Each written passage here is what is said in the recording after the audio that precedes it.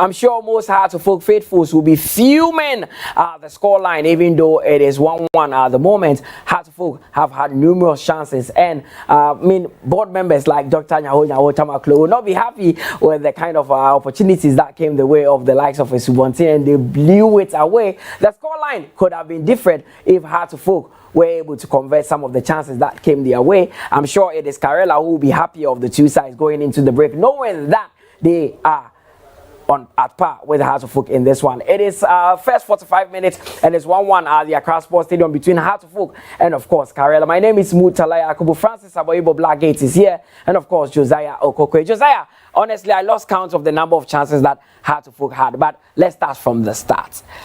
Within the first 5 minutes, Hearts of Oak lost concentration and were punished by Karela. Of course, it's been something synonymous to this Hearts of Oak defense. And Mutala, you just don't know what is wrong with the team. Maybe it could be the fact that they lack leadership, on the field of play. Because in the first 5 minutes, where you dominate, the game, then against the round of play, you concede such a cheap goal. All because you don't have players taking responsibility. You just do not have players trying to take responsibility. But just look at that. Just look at the defenders.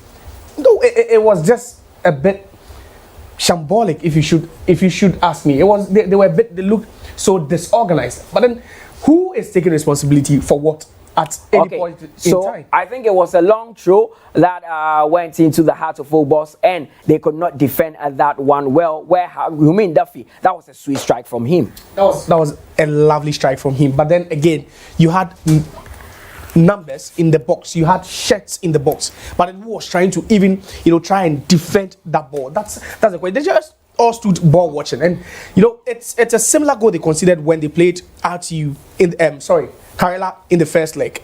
That's a similar goal they considered against the round of play, and they concede such a cheap goal. No one trying to close in on Humin Duffy, and he just had to do what he had to do over there. Lovely volley. Time stood still, and nobody really had this eye on Humin Duffy, sensing that danger there. You expect the likes of Agbesima and Winimi to do better on that occasion, Francis. Well, you see, it's all boiled down to communication at the back line there. As experienced as these guys are, Michel Ampedu, Kofi Agbesima, Thomas Winimi, and Dennis Kosa, they didn't communicate properly on that occasion.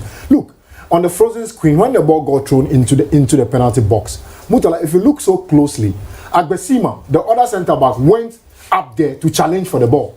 But when the ball dropped, Winimi and Ampedu had Humin Duffy in front of them. But Winimi was slow to react, to clear the danger. As to how they allowed him to peel away and create that inch of space for himself, it's another thing for them to answer. Because if you have a player like Humin Duffy, as very deadly and dangerous as it is, you have to always put a body on him in terms of defending of set pieces.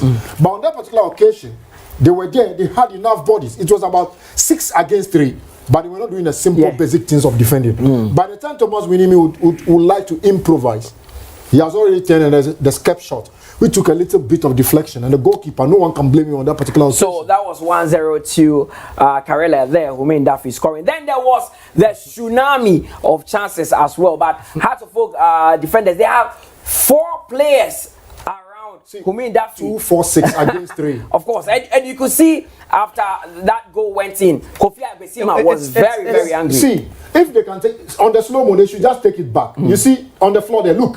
Okay, bring it back. See, Kofi Agbesima, the centre back. No, let's come, play, let's go. Agbesima, the centre back, the captain, actually went for the first tackle in the air. He jumped with the player, and when the ball got nicked off him by Emmanuel Anafo, and the ball dropped. Look, 1, 2, 3, 4 players. Enoke Subontin, Winimi, and Michel Ampedu here on the frozen screen, and Glido Tanga. How on earth will you do this kind of a shadow marking? It's unacceptable. It's simple, basic rule of defending. By the time they will react, it was a little bit too late. And Duffy had only one thing on his mind, to put the top of his foot on this, and he had the accuracy and the power.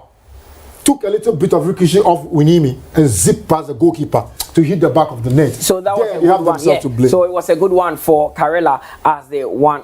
They scored that first goal. But then Josiah, as I said, there was tsunami of chances for Hearts of Oak. It was an opportunity after opportunity. Enoch Akosibonti must be the guilty one in here, missing loads of the chances that have come out of folks' way. It's just unbelievable the number of chances. On 16 minutes. No, it's just unbelievable the number of chances that came the way of Hearts of Oak, and they just managed to score just one. Because we are not talking about just ordinary chances, but big chances. Yeah, like this one. 16 minutes. Look at this chance. Just look at that. Oh, but how do you miss such? Hamza Issa doing He's all been so industrious. Yes. And, credit to him. But then just look at that. He stays and he's so hardworking. Wherever the ball is, you find Hamza Issa over there. But then just look at the numbers in the box. They've attacked because once they went down, there was only one thing: attack and try and get the equalizer. And they've proven their quality. But then how do you miss? But this from too obvious. Look at the reaction of Hamza.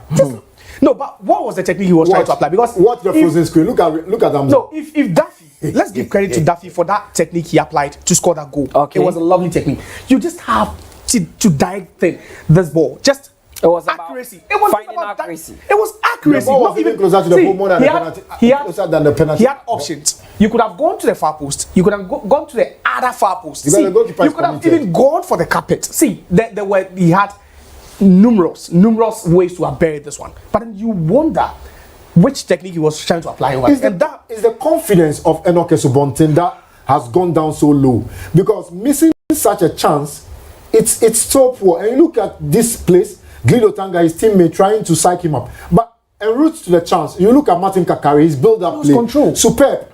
And for him to cut the ball back into the den, the defender couldn't deal with it properly. But for him to do this, it's horrendous. It's terrible. Well, and then it keeps on. 19 minutes. This one. But another one by Cisse. Look. It was more of a pinball inside the 18-yard area of Karela. The ball going back and forth. Hearts had numerous chances to put this game to bed. This was another one. I think it was a good strike from Cisse, but then it lacked a bit of accuracy, Francis. But the follow-up by the striker, Hamza Issa, is spot on because he always sniffed that space and he always loved to. And this is why the two of them have been paired to complement each other. He has to play off his shoulders and they've linked up properly. But the only problem with Hearts of Oak in this particular game is the fact that they've not been clinical and ruthless enough in front of goal because they've created countless decent chances. And as to how they are not leading this game, it's something for the players to phantom because you can't watch this game and at the end of the day you go and blame the coach Abubakar Wata. The coach can prepare the team, do all the permutations, but the players need to take responsibility. And based on the number of chances they've created, Mutala, as to how Hearts of Oak is not leading this game is another thing. Then in the 28 minutes, they had their breakthrough on this occasion where Linda Mtange's cross was flapped by the goalkeeper and it fell kindly to Hamza Issa. He only needed to get a touch. But what was he doing? What was the goalkeeper doing? Abdul Karim, no, that was a goalkeeping error. Mutala, it's a howler. I think that was just a goalkeeping error. How do you save that ball? Just go. I think it was poor judgment from. I think with all the 10 goals that Hamza Issa has scored, this could be the easiest. I think he scored some easy ones as well. I believe the one even at BBN. The one at BBN Ghost House was quite easy, but then this is the easiest he could ever score. And it just came off. But then, funny enough, the goalkeeper saw the full flight of the ball. But I think the dip, on the turf made it a bit difficult for him to have judged. But he should be doing better. And I believe that's the reason why, Abdul Rahman Yaya, had to slow down because he thought, Abdul Karim, his goalkeeper, had everything under control. But then unfortunately, he just had to. And this is just pure goalkeeping error. All right, so that is how Carella allowed Hearts of Oak back into the game. And even after getting onto the score sheet and pulling parity there, Hearts of Oak still had numerous chances there. I mean, chance after chance after chance. The final chance fell to Linda Mtange himself just before halftime. And he had options to right and left, but he decided to go for goal, and it went straight down the middle where goalkeeper on this goal, just look at Emmanuel Anafo here. After the goal got scored, he couldn't believe what he saw. But you have to credit the striker Hamza Issa. Strikers are always supposed to attack the penalty box to perfection. He has always created space for himself. He's always lurking around, looking for the drop ball. Like pin balls can always drop to players on the edge of the penalty. And on that particular occasion, the ball dropped to him, and he managed to put the ball at the back of the so net. second half is about to start at the Accra Sports Stadium. It is 1-1 between Hearts of Oak and Carella. Are we going to get more goals in the second half? We live to see. So enjoy the second 45 minutes. Welcome back for second half of this match day 26 fixture between Hearts and Carella. Carella have made